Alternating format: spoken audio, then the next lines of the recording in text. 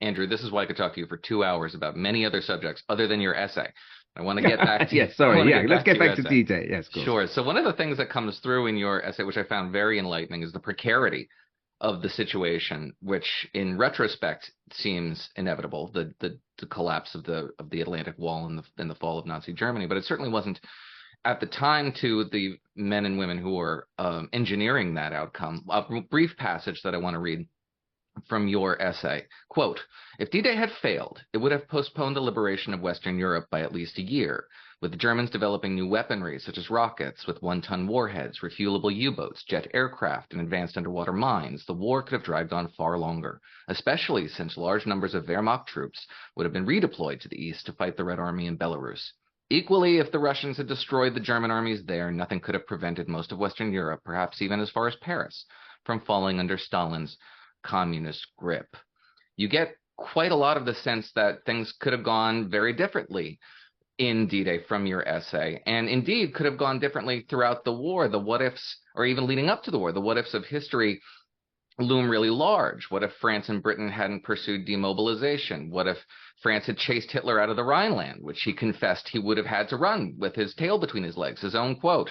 What if the Kriegsmarine had not been allowed to expand in 1935? What if the West had leaned on Czechoslovakia to defend itself with its 40 divisions and French-made border defenses? These what ifs loom particularly large given the threat in Ukraine from an expansionist Russia. The what ifs of history that we are not pursuing now and could look back on with profound dismay are laid so profoundly bare in this essay.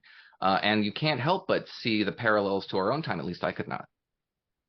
Yes, it's always very dangerous to draw too direct parallels, obviously, because Putin, for all his ghastliness, is not gassing 6 million Jews. It's an important thing to recognize, I think, where the parallels work and where they don't. But nonetheless, yes, I mean, it is extraordinary when one thinks that back in 1944 we needed hundreds of thousands of American boots on the ground, and you were willing to do that to crush this man who invaded his neighbors. And nobody's asking for any American boots on the ground today, just American know-how and its high-tech weaponry and its dollars. And yet it seems that there is a massive disinclination now to give even those three things, which have nothing to do with American blood.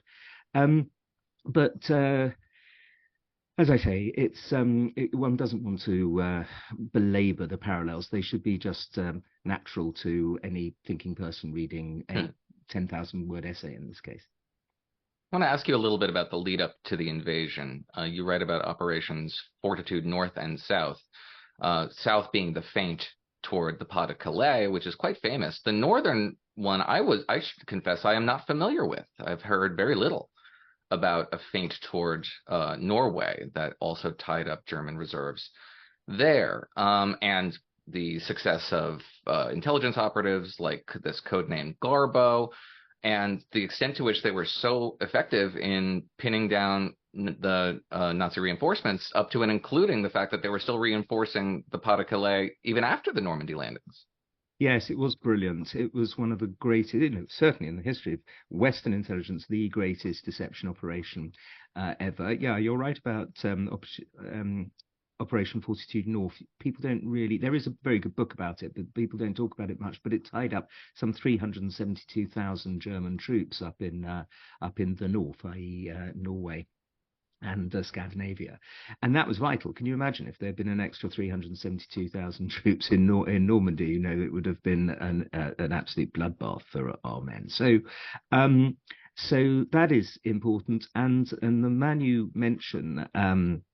Uh, Juan Garcia, who was Pajol, the Garbo, as he was codenamed, invented some, I think it was 27 different agents who he told the Abwehr in Berlin were working for him. Not a single one of these people existed, but they all came up with intelligence that led the Germans in Berlin to consider that it was going to be in the Pas de Calais, and they couldn't they couldn't believe that you had a general like Patton in charge of the first US Army Group, who wouldn't be in the attack if it wasn't taking place in the Pas de Calais.